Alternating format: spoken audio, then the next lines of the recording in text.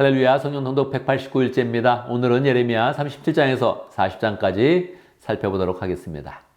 예레미야 37장에서 40장까지는 예루살렘 성이 함락되는 직전의 그런 상황과 직후의 그런 상황을 우리에게 보여주고 있습니다. 예레미야 37장에 보면 시드기야 왕이 예레미야에게 부탁을 하지요. 지금 상황이 어려우니까 예레미야에게 부탁을 해서 하나님께 이 예루살렘 성과 자기를 위해서 축복의 기도를 해달라고 이야기를 한 것입니다. 그런데 문제는 시드기야 왕과 예루살렘 성에 있는 그런 사람들이 하나님의 말씀을 순종하지 않는다는 것입니다. 그러니 예레미야는 있는 상황을 정확히 이야기하면서 예언을 합니다. 뭐라고 예언했을까요? 지금 여러분들이 이집트에게 원군을 청했는데 이집트 군사들은 그대로 돌아갈 것이고 바벨론 군사들이 이 도성을 점령하고 완전히 불살라버릴 것이다. 그렇게 예언을 합니다. 그러니 사람들은 굉장히 싫어하죠. 싫어하면서 예레미야가 잠깐 예루살렘 성을 나갈 그런 일이 있었는데 그가 바벨론에 항복하러 가는 것이다. 그렇게 모함을 씌워가지고 지하 감옥에 가두게 됩니다.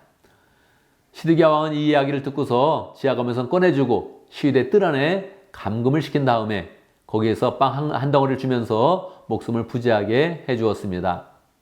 38장에 보면 대신들이 들고 일어나서 이제 이 예레미야를 완전히 사형시켜야 됩니다. 그렇게 강조를 하면서 그렇게 시드기야에게 요청을 합니다. 시드기야는 유약한 그런 왕이었습니다. 그렇게 이야기하죠. 나에게 무슨 그런 힘이 있습니까? 여러분들이 다 뜻을 정했으니 여러분 마음대로 하십시오. 그렇게 이야기합니다. 대신들이 달겨들어서 또다시 예레미야를 그 시위대 뜰 안에 있는 그런 물 웅덩이에 던졌습니다. 거기에는 물은 없었지만 진흙이 질척하게 있었죠. 예레미야가 진흙 가운데 빠지게 되었습니다. 이 모든 상황을 또다시 이디오피아 사람이 와서 시드기야에게 알려주니까 시드기야는 또 그 물 웅덩이에서 시드기야를 꺼내주고 예레미야에게 조용히 묻습니다. 내가 어떻게 해야겠느냐 이렇게 묻습니다. 예레미야는 정확히 이야기하죠. 시드기야 왕이 항복하게 되면 목숨은 살 것입니다. 그렇게 이야기합니다. 그런데 하나님의 뜻을 정확히 알았지만 시드기야는 아직도 하나님의 뜻을 순종할 그런 그 마음이 없었던 것입니다. 이 모든 일을 비밀로 해달라 그렇게 이야기를 하게 됩니다. 여러분 이제 결과가 어떻게 되겠습니까? 39장에 보면 결국은 예루살렘 성이 하나님의 그런 그 말씀대로 완전히 멸망하게 되는 것입니다. 바벨론 군사들이 쳐들어왔고 예루살렘 성을 멸망시키게 됩니다. 사실은 그 시간이 바벨론 군사들이 쳐들어온 것은 시드기야 왕 9년 때입니다. 그런데 완전히 포일당했다가 멸망한 것은 시드기야 왕 11년입니다. 2년간 그들이 끌었던 것이죠. 2년간 버티면서 그들은 그 상황이 굉장히 긴박한데도 불구하고 하나님께로 돌아오지 않아서 결국 하나님의 심판을 받아서 완전히 멸망당하게 된 것입니다. 여러분 시드기야 왕은 어떻게 되었을까요?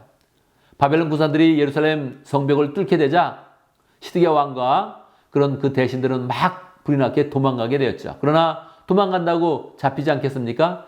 바로 바벨론 군사들에게 잡히게 되었습니다. 바벨론 군사들은 시드기야 왕을 잡아서 어떻게 했습니까? 그가 보는 앞에서 그의 아들들을 죽였고 귀족들도 다 죽였고 신하들을 죽였던 것입니다. 그리고 나서 시드기야의 눈을 빼어버렸던 것입니다. 그리고 그의 손을 쇠사슬로 묶어서 결국은 느부갓네살 왕이 그를 심문하고 결국은 바벨론에서 그를 죽였던 것입니다. 얼마나 비참합니까? 눈은 뽑히고 쇠사슬로 묶여서 바벨론까지 끌려가고 거기에서 다시 죽임을 당하게 된 것입니다.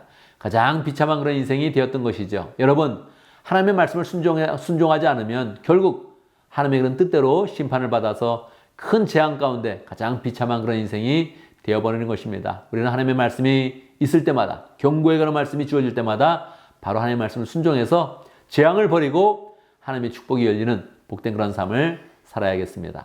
40장에서는 이제 예루살렘 성은 멸망되었고요. 많은 사람들이 포로로 끌려가게 됩니다.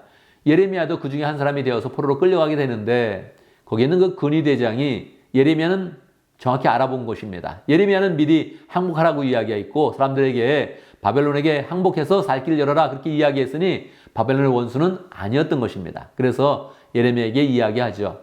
원하면 내가 바벨론에 데리고 가서 거기서 잘해줄 것이고 만약에 여기 남기를 원한다면 내가 남게 해주겠다 그렇게 이야기합니다. 예레미야는 무엇을 원하겠습니까? 당연히 고향 땅에 남는 것을 원했습니다. 그렇게 이야기했더니 예레미야를 남게 해주었죠. 근위대장은 이야기합니다.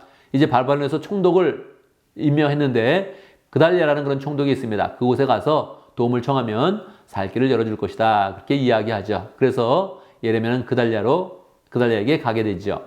그런데 남아있는 그런 유다 사람들이 이 총독을 또 암살하려는 그런 계획을 세우게 됩니다. 그래서 계속적으로 상황은 더 급박하게 흐르게 되는 것입니다. 그 내용들은 다음에 또 41장에서 함께 살펴보도록 하겠습니다.